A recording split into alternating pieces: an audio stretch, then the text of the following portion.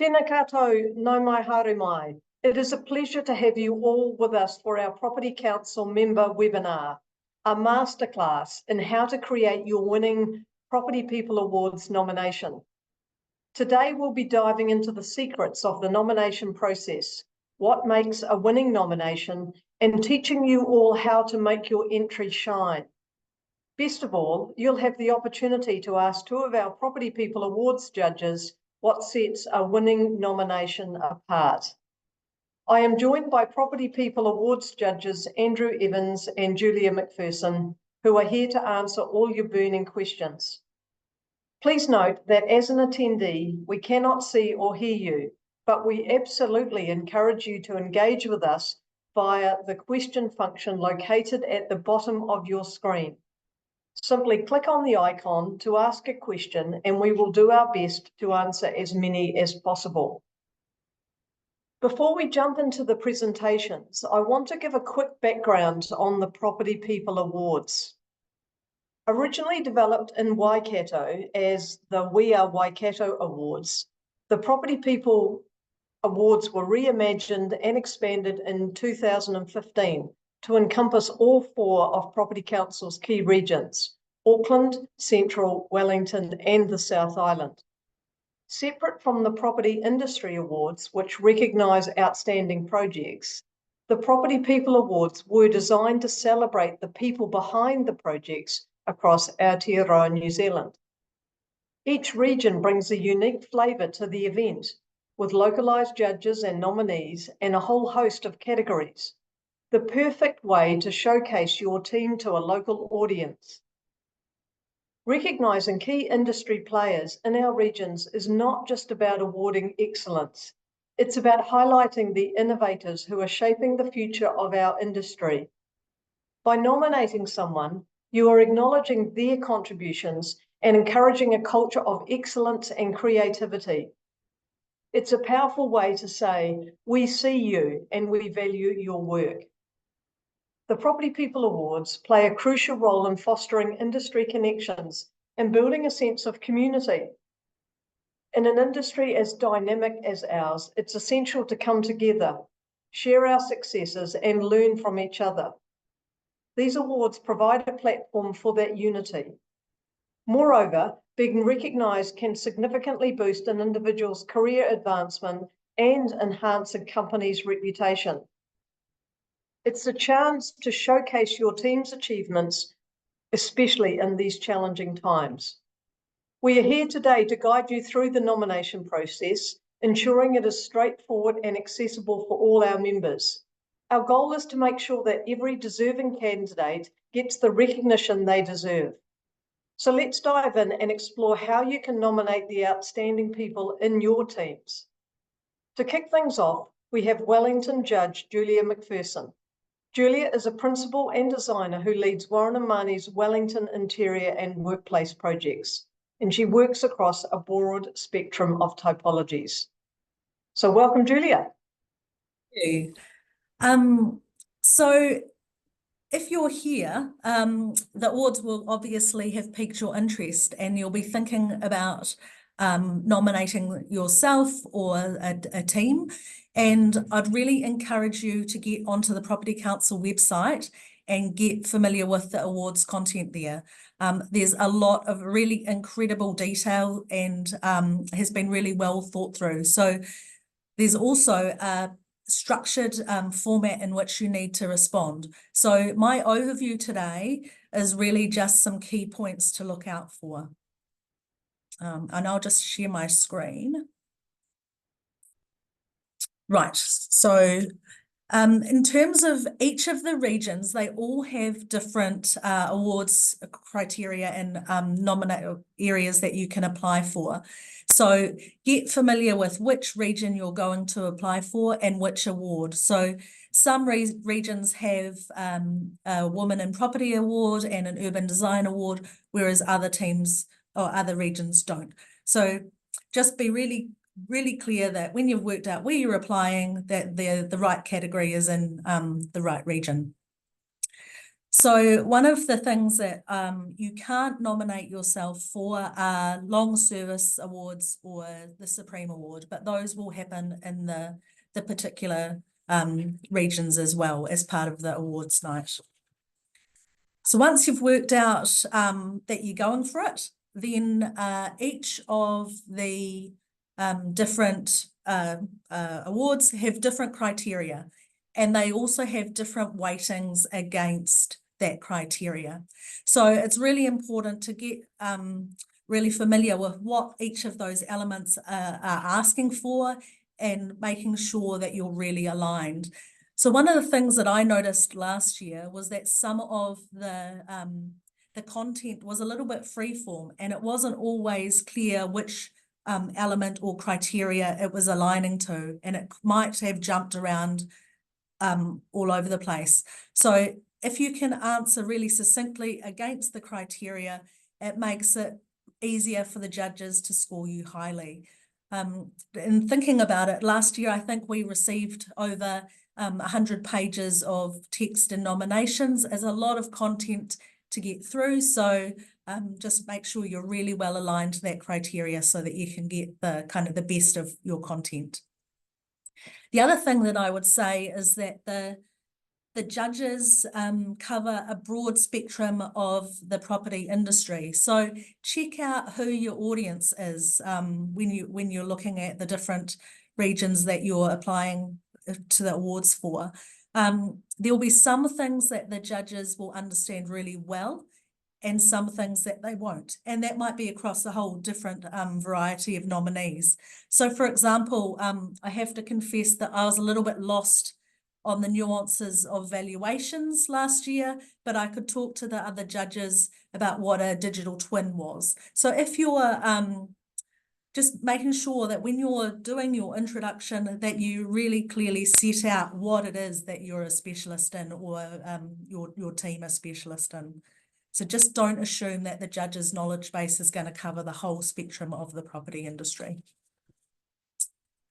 Then when it gets to nominating, there's an incredible nomination guide, which I won't run through. It has a really good summary of what's required, plus some frequently asked questions. What you should do is look at the kind of the category. Some of them have an individual nomination form, some have a team form. So for example, I think the urban design or sustainability awards, you could either apply as an individual or as a team. So just be clear that which form that you are going to use to fill in.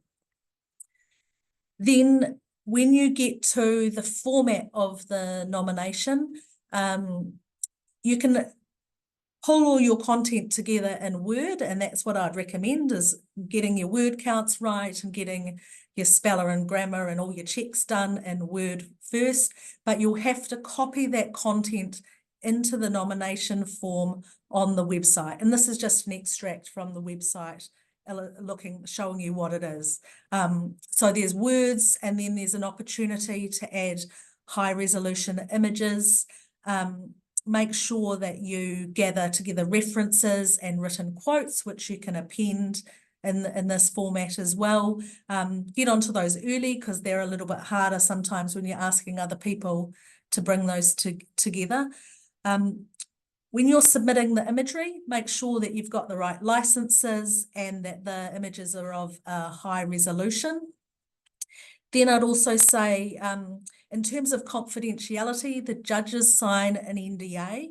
So your nomination is held in confidence, but if the images or particular elements of your text are sensitive, then maybe point that out, because some of the text will be used in your citation when you're going to, if you're a winner. So that's kind of it from me about the format of it. I think if you've done all of this incredible hard work, just make sure you get it in on time. The 30th of August is the deadline for all of the nominations. So make sure you hit that date. So over to you, Andrew.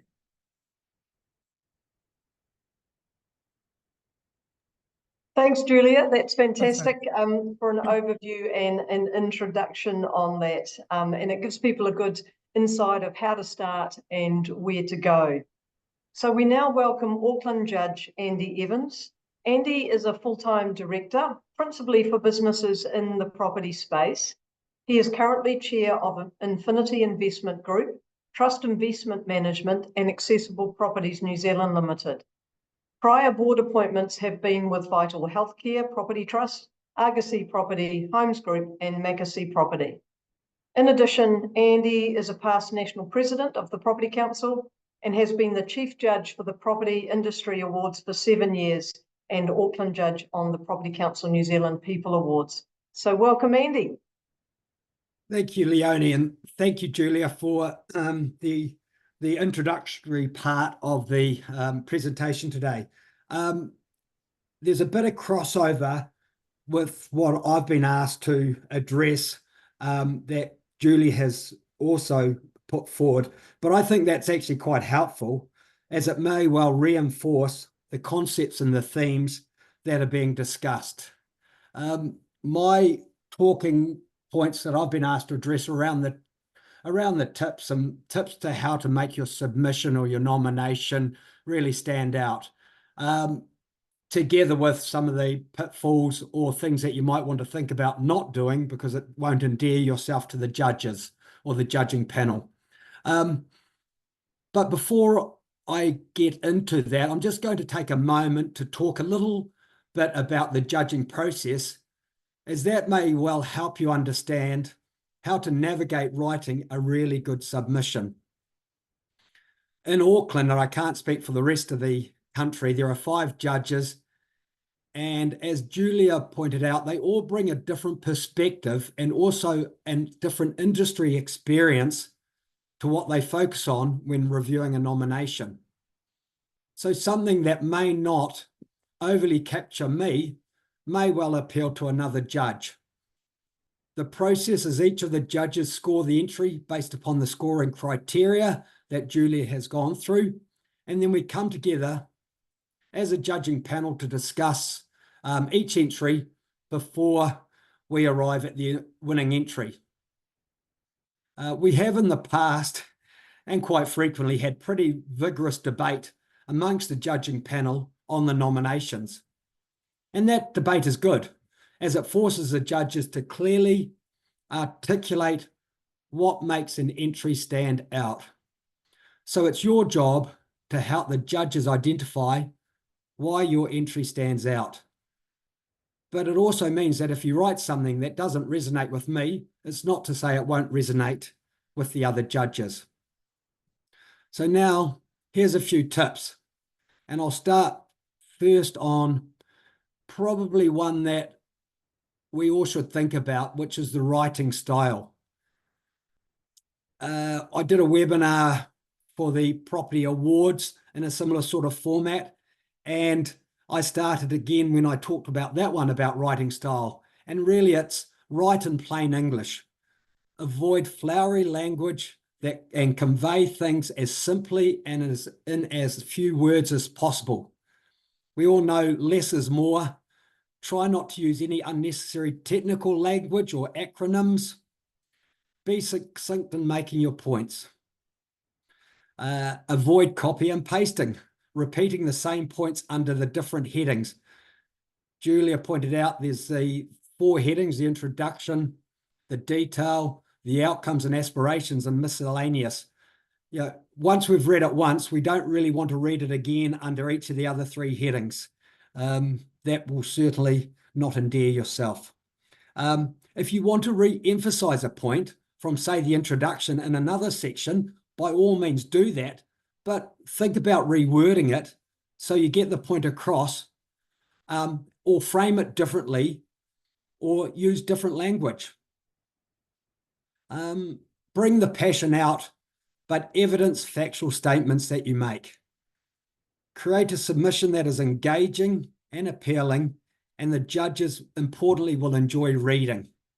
I think Julia said 100 odd pages last year. I know that last year in Auckland, we had a mountain of reading. And so If something's appealing, you spend a bit more time on it, and it leaves you with a more warmer feeling towards the either team or the individual. Lastly, I think it's important, ask someone to proofread your submission to test the readability and the appeal factor. Second point I'd make is bring it to life. As I've mentioned already, the judges have many nominations to review. So to help your submission stand out, let it tell a story. Bring the personality of the person or the team out. Provide examples of visibly demonstrate the impact the person or team has had on the community or people around them. As mentioned, use storytelling, sensory language that provides imagery and contrast to create a meaningful and impactful submission. Highlight, as you'd expect, the best qualities of the individual or team, so the judges understand quite explicitly why they are an excellent choice for the award. Identify and highlight what makes the nominee unique, the qualities, and use examples. State why you are nominating this person or team. Get other endorsements to the nomination, which could be peer group, colleagues, or clients. Julia highlighted in her presentation, or took you through where she shared her slide, the categories and what was being asked under those categories. I would reiterate that, don't go off course. Answer the submission questions, which are clearly detailed in the nomination guide, and make it as easy to read as possible. Organise your material so that the judges can navigate through the submission easily and in a logical manner. And I'll say it again, don't repeat yourself. It's one thing. Julia's touched on the nomination pack and the various sections and the word count. I'm not sure if there's an automatic bar on the word count, but if it says 300 words in the introduction, use 300 words. Don't use 100 words or 200. Use 300 words, but don't use 400 or 500 words. A sign of respect for both the person or team you're nominating or submitting for, and also a sign of respect for the judges that you're following the instructions. The details section has the biggest word count at 1,200, and that sort of suggests it's pretty important. However, the introduction with 300 words is equal, I believe, from my perspective, equally important, largely because first impressions matter. If you don't capture the judges in the introduction, they will still read the rest of the, well, I do, and I'm expecting all the other judges will read the rest of the submission or the nomination. But if you haven't captured the attention early on, it's hard to bring that back. So use the introduction as providing the opportunity to wow and to capture the judge's attention. Highlight the key points you want to make about the person or the team and why the person or the team is special or different. Your objective should be for the introduction to give the judges a lasting impression of the nominee or the team. So spend time to get this section right. The other way to think about it is think about it as an elevator pitch. If you were talking to someone about the person or team face to face, what would be the main points you would want to get across? And that, I think, is a really sensible way of starting, and then jotting down your thoughts, either in bullet points or whatever way that works for you, so you can then massage that into a really compelling introduction. The next point is don't forget the detail. And the detail is the second part of the nomination guide that you have to complete. As I mentioned before, most of the time, I know I didn't mention it before, but I've mentioned the word count. But most of the time where the judges have points nominated or points against each of the categories, the greatest number of points go into the detail.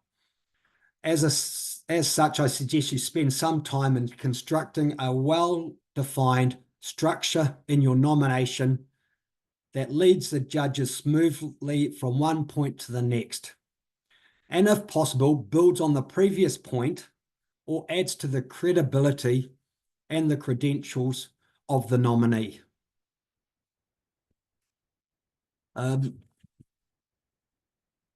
If you're looking for ideas, I would say, and this is, I'm sure you probably all think about this and you probably do it anyway, but I might as well state it in case there's the odd person that hasn't thought about it.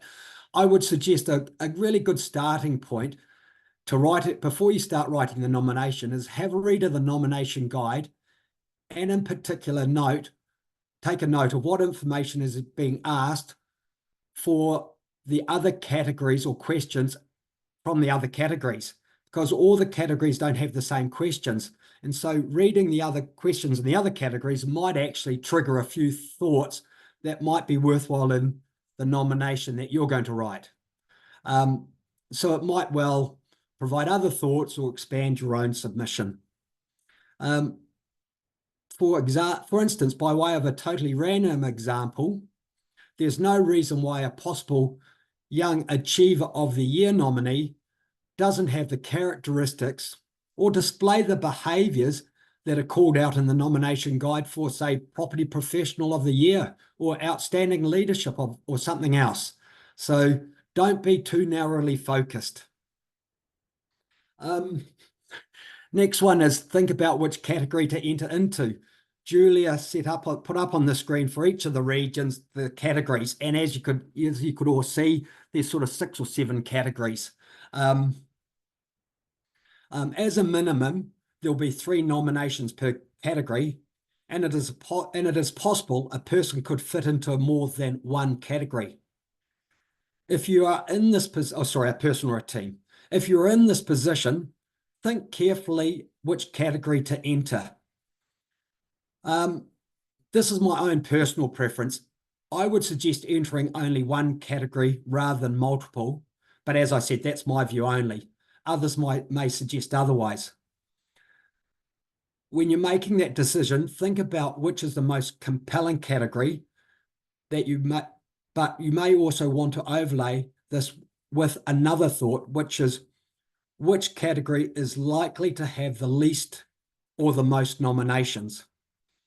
It goes without saying, it's probably pretty self-evident, you have a far better chance of winning, all other things being equal, if you're 1 in 7 nominations compared to 1 in 17. The other point I would make is if you are going to nominate in more than one category, don't just submit exactly the same nomination in another category.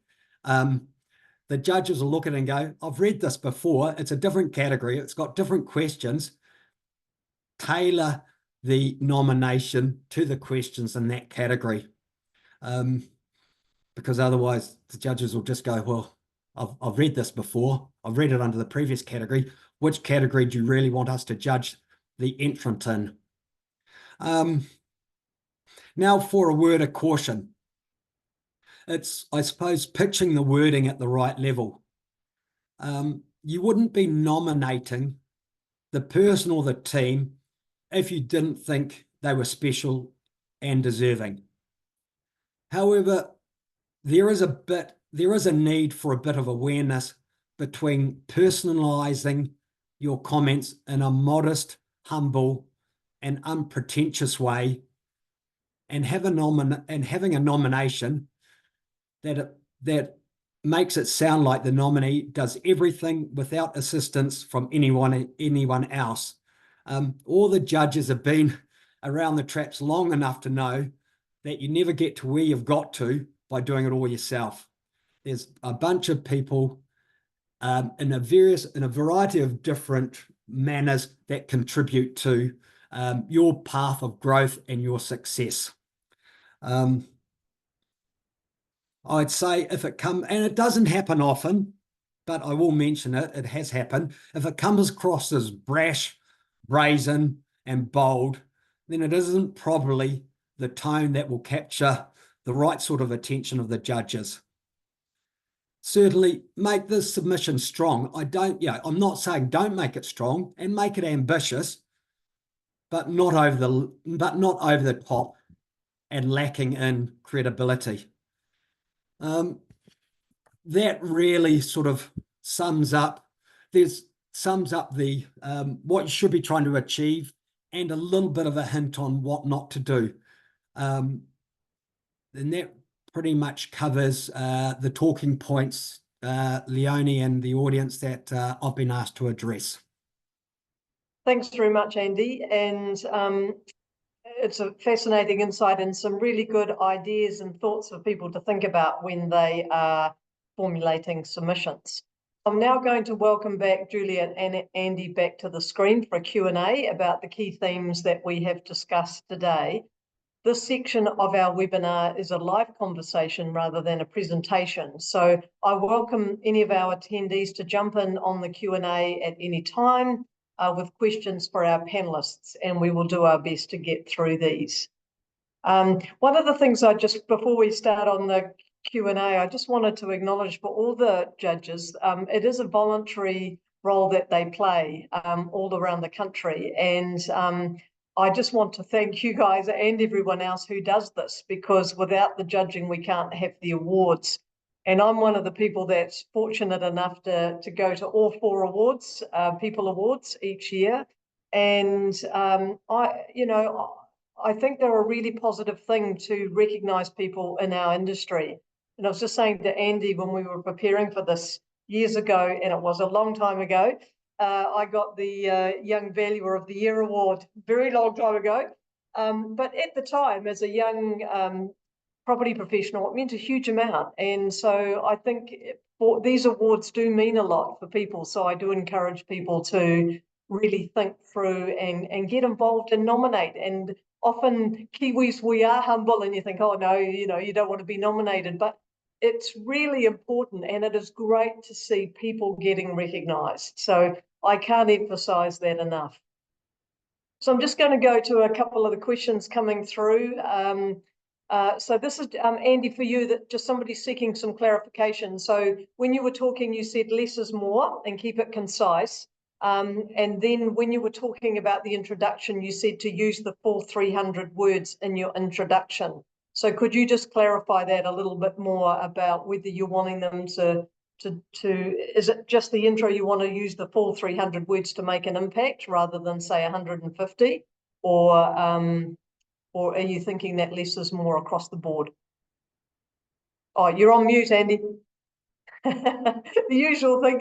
Sorry, the old trick, I turned it on to mute. My apologies. No. I think from my perspective, I think it's important to use the 300 words. What I should probably explain is what I mean by less is more.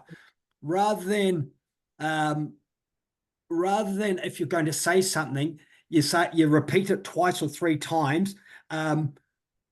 Think about what you're going to say and make it into a concise, well-structured sentence or thought piece, rather than just say the same thing over and over and over again, but in different language.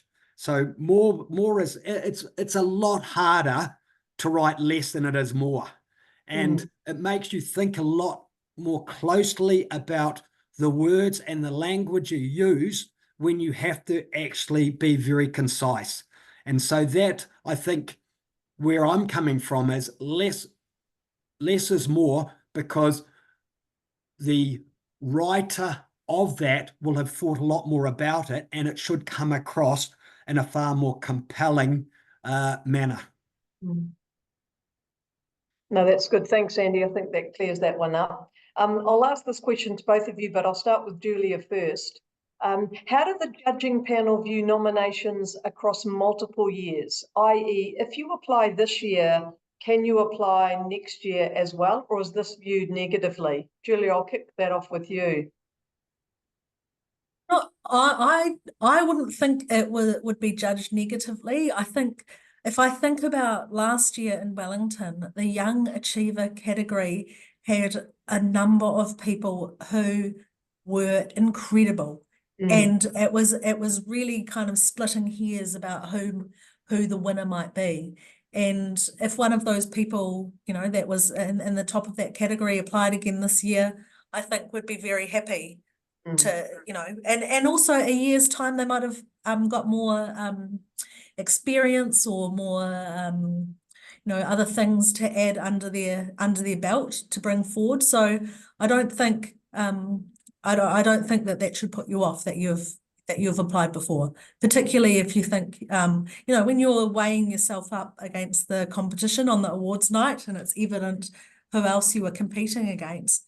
There are some really extraordinary people in that room. So, yeah, I don't think it's a problem. And I don't think there's a rule against it either. Andy. Yeah, no, thanks, Julie. You make really good points there. Maybe just expand on that. I don't think the judging panel will have any issues if a nominee or submitter was submitted again in a second year, especially if they submitted into another category. For instance, if you're a Young Achiever of the Year award, and then the following year you're submitting for Young Professional or the Professional of the Year award, no issue at all about that. But I think Julia make a really good point that over a 12-month period, people's skills, expertise, and their knowledge can expand significantly in a 12-month period. And so why not? What I would suggest not to do is just resubmit exactly the same nomination again.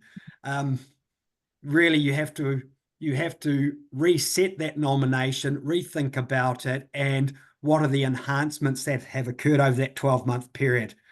And that to me would be a very valid reason for re-entering again in the following year. Thanks for that. And I think that provides really good clarity on that. And so again, encouragement for people to think more than just a 1-year cycle. Julia, I'll start with you on this one and then to you, Andy. But what are some examples of standout nominations? Are there any memorable things that have really grabbed your attention when you've, going through a number of these nominations? Well, I think that the Property Council, you mentioned before, Leonie, that the judges are putting their time into to do this. But I also think that across the work of the Property Council and other industry bodies, it often relies on volunteers and people who are doing things outside of their day-to-day role. So I tend to think that strong people are people who are adding to the industry beyond what their role is on the day-to-day. So the more that you can get involved and illustrate what you're doing outside of your day job to better the industry, I always see those nominations more favourably than ones who are people doing their job, but doing their job really well, but not necessarily contributing outside of their role. Andy.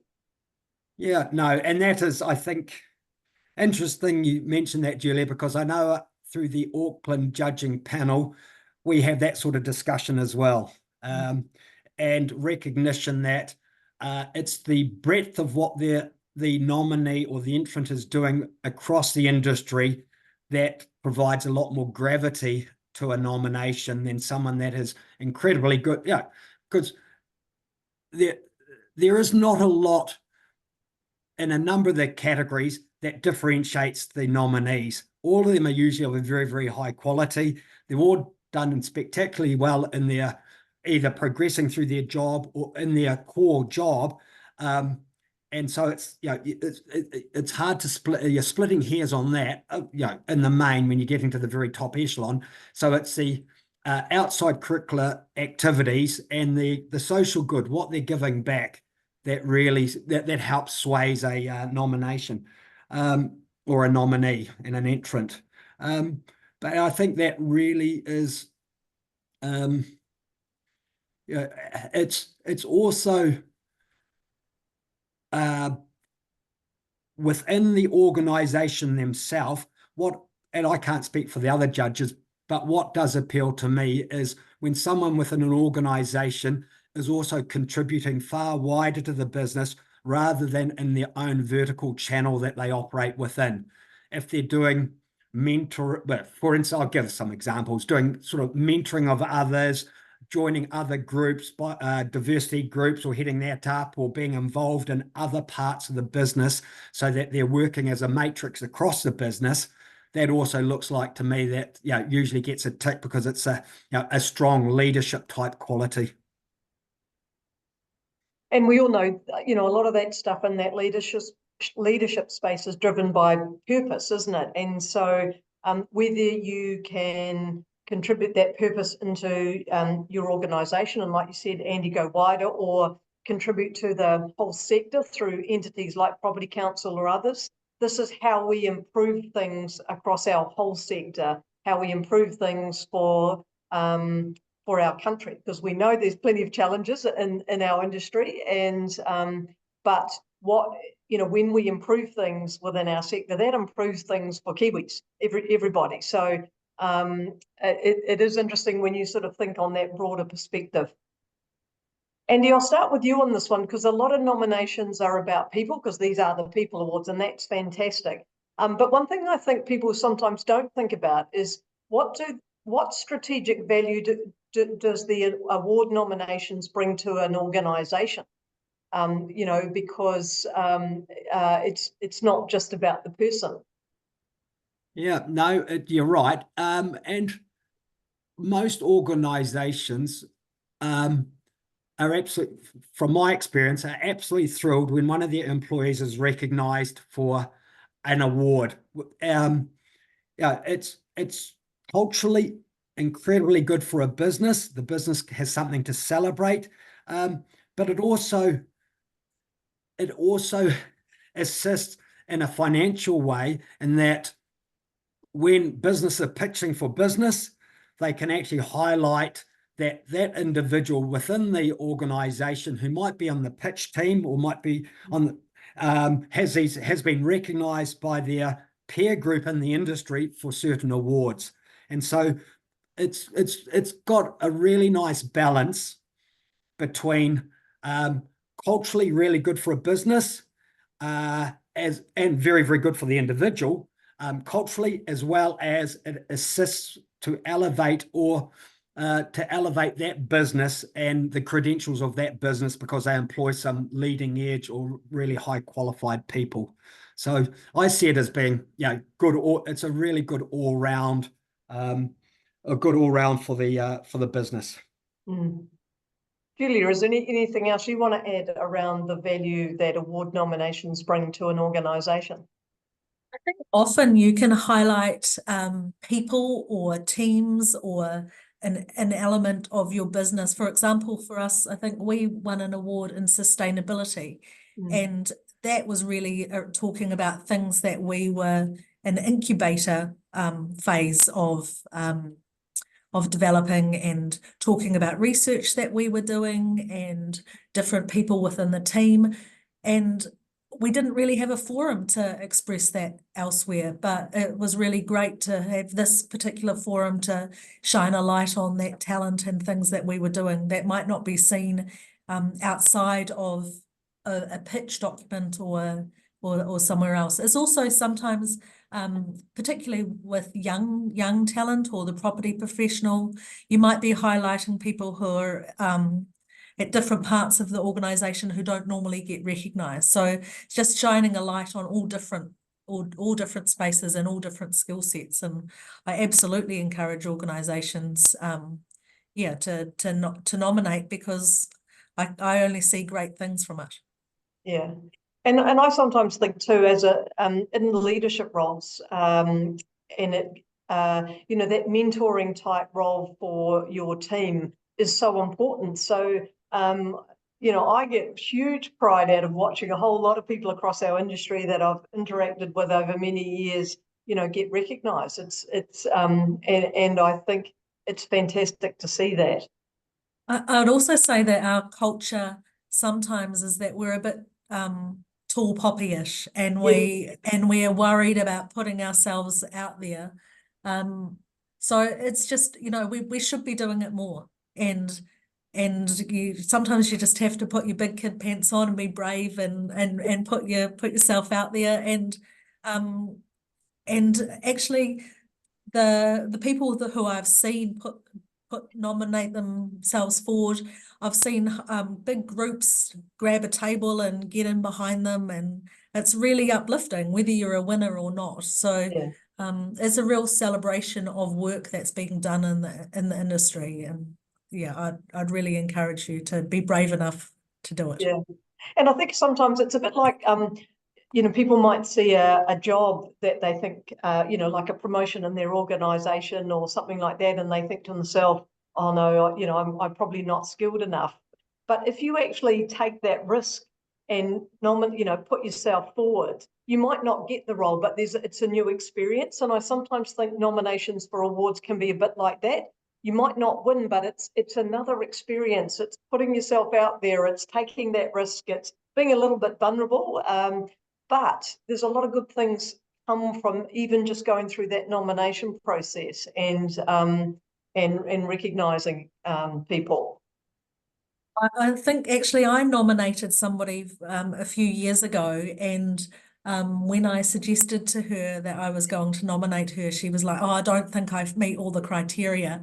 And I had grabbed a number of people around, and we kind of got, what could we include? And you can have a whole number of perspectives, and I made a kind of a list of all the things that we were going to include. And in the end, I think she was kind of amazed, like, actually, oh, this is me that you're nominating, and yes, I do all these things, and like, it's kind of flattering. But if you have other perspectives on it as well, I think that's also important.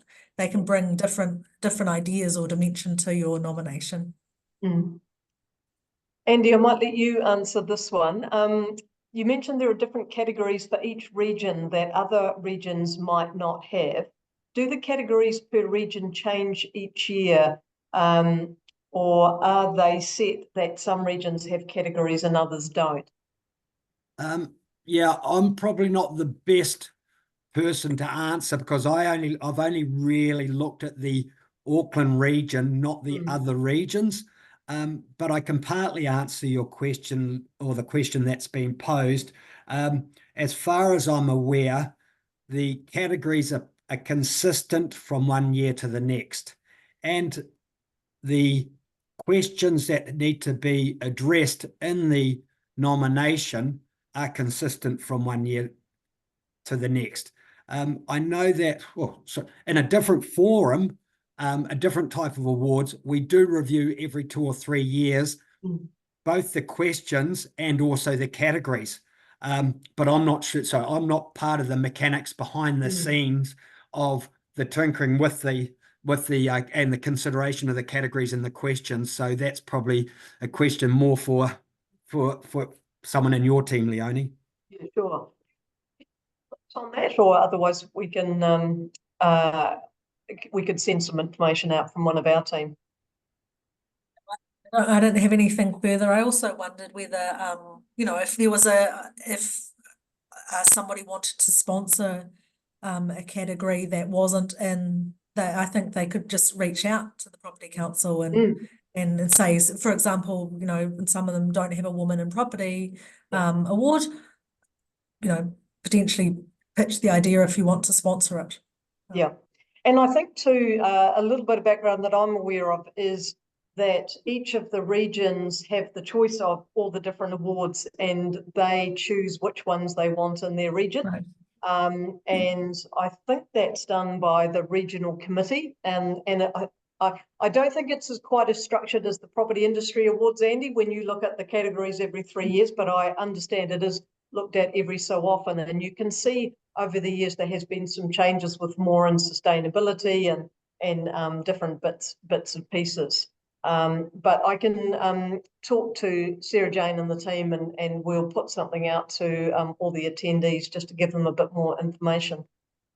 I'll make this the last question, and Julia, I'll start with you, but how did you become involved in the judging process, and what do you enjoy most about it?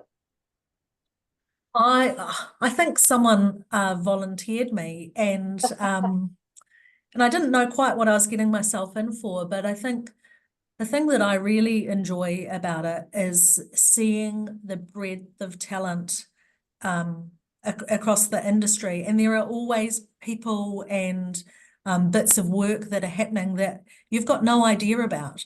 And I just find it really interesting. And I also think I'm just remembering one of the events post-COVID that we had in Te Papa. And it's really just such an incredible celebration of the industry. The room was pumping. It's a really fun event to be a part of. And yeah, I really enjoy my time on the panel. That's why I'm interested in doing it. Yeah, fantastic. And Andy? Your first question, I'll address that first because that's the simplest one. I think you get invited on, or the property council need people. They need people with the right expertise, the right experience. And so they compile, I assume they look carefully at how they will compile a judging panel to ensure that they get the breadth of experience on the judging panel that is required to be able to assess the nominees that come in. And so, I'm assuming that for whatever reason, I got tapped on the shoulder and said, "Hey, you've got something that we need. Can you help contribute?" And which I'm more than happy to, because it is a great. I think Leonie and both Julia have highlighted it. Recognition of people within the industry is incredibly important to for both the industry and for the individuals. It keeps the industry front of mind. It also helps with a continuous improvement of the skills and qualities within the industry as well, because the bar every year will just should get higher and higher as people learn more. And that is certainly, that's what has been exhibited over the years, the quality of and the breadth of what individuals and teams are doing have continued to increase and become far more sophisticated and far more leading edge. And it's great to see. And then then a year later, a whole bunch more people will have that within their entry in their submissions as well. And you go, great, it's starting to percolate more broadly across the industry. What do I enjoy about it? In a very similar manner as Julia, I enjoy seeing the success that's out there that you may not otherwise be aware of. The great things that people are doing, people and teams are doing for the industry, and it's right across New Zealand. And it's sort of, I see it probably from the property awards, what's happening right across New Zealand. The people awards on the Auckland judging panel, you just get to see the Auckland part, but you can also quite easily imagine and realistically imagine that's happening right across New Zealand as well. Those skills, that expertise, the new learnings, the introductions. Julia mentioned sustainability, and that is, that's something that we're all on a journey with, and it's incredible to see how quickly it's getting adopted, and it's expanding from some basic stuff into some really quite sophisticated ways of looking at sustainability. I also like, I suppose, being exposed to what people are doing, what they're thinking, what their ideas, what their concepts are, because you sort of think you know quite a lot, but you never know what's actually happening right at the leading edge of various parts of the industry. So this, again, selfishly just gives me the opportunity to see what is happening at the leading edge, and at least becoming aware of it, maybe not super familiar, but at least aware enough about it that I can make inquiry afterwards. So it's not all giving back. There's a bit of there's a bit of a selfish reason for doing it as well. Yeah. No, thanks. And I think not that I'm involved in any of the judging, I'll just put that out there to anybody listening, but I do find the awards really aspirational and positive. And also from a diversity and inclusion perspective, you know, the more we recognise a broad range of people, it gives hope for the younger ones coming through that this is an industry for everybody. And we always talk as organisations that our people are our most important asset. So awards programs such as this gives opportunity to recognise people and, you know, again, that they are our most important asset. So I just want to thank Julia and Andy for joining us today to give some insights onto this. And I really encourage everybody to think about nominating people for our property awards. And because they are a great way to, again, have a positive, you know, thing for people. And sometimes, you know, when we have got quite a few challenges. So, but I just want to thank all of you, our attendees today. It's been fantastic to have your engagement, and thank you for the questions. This webinar has been recorded and it will be sent through to you tomorrow. And I encourage you all to check out the Property Council events page for more exciting opportunities. Kai ki te ano, and have a great afternoon. Thank you.